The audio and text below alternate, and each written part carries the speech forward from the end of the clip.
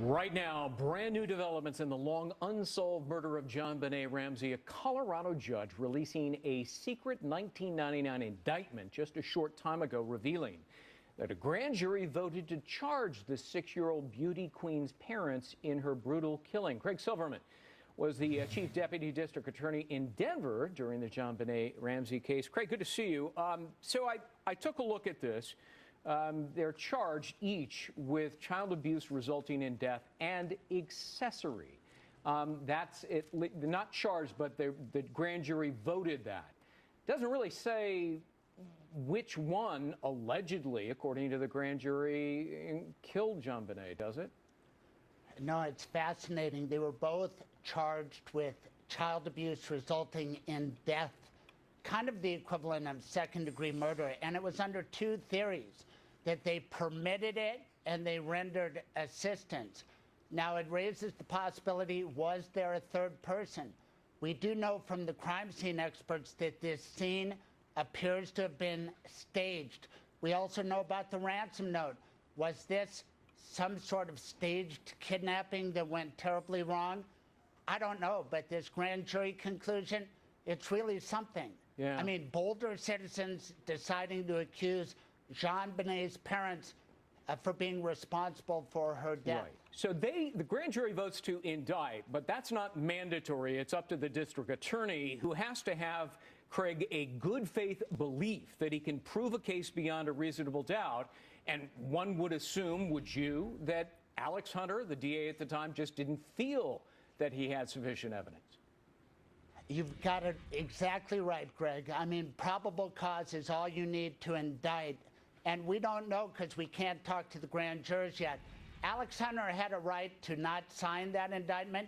He had a right not to prosecute. But what the judge said in his ruling recently, Alex Hunter had no right to keep this hidden away from the public. And he not only did that, but he actively led us to believe that the grand jury either exonerated the Ramseys or were never allowed to take a vote. And you have to ask, why let the grand jury vote if you're not going to do anything about it? Yeah, I mean, he put it away allegedly in a safe and kept it quiet. Now, can he be sanctioned for doing that sort of thing? Can you have your law license suspended or be disbarred for that? I doubt any of that, but throughout the history of this case, Alex Hunter's judgment has been questioned. Successive governors, a Democrat, Roy Romer, and then a Republican, Bill Owens, kind of took this case away from Alex Hunter, but in the end, he was the Boulder DA, and he was the man in charge. You know, in front of a jury, there are very strict rules of evidence on what's admissible. In front of a grand jury, as you know, there are not. For example, hearsay is often admissible. There's no cross-examination. And, you know, all of that sort of has given rise to the old saw, you can indict a ham sandwich. You know, indicting's easy. Sure. Prosecuting a case, that's hard. Right. If the prosecutor wants you to indict the ham sandwich, but we know this prosecutor was not necessarily leading the grand jury in this direction, might have had a runaway grand jury. There's also been tension between the Boulder police and the Boulder DA throughout this case. Right. The Boulder police more fixated on the Ramseys. Patsy Ramsey, of course, died of cancer, but then there was a new DA, Mary Lacey. 5 years ago, she said that new DNA evidence suggested an intruder was the killer, and that she said, look, I plan from now on to treat the Ramseys as victims of a crime. She essentially exonerated and apologized. Did she get it wrong? Right. Well, she's not the DA anymore. I know the new Boulder DA, Stan Garnett. He worked with me in the Denver DA's office, and he's not bound by that exoneration of Mary Lacey. Mary Lacey was another bizarre Boulder prosecutor. Remember that whole John Mark Carr fiasco? Oh, yeah. That was Mary Lacey.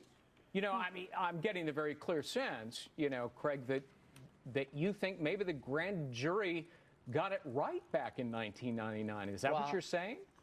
I have no way of knowing, but I do know this. JonBenet Ramsey was the victim of first-degree murder.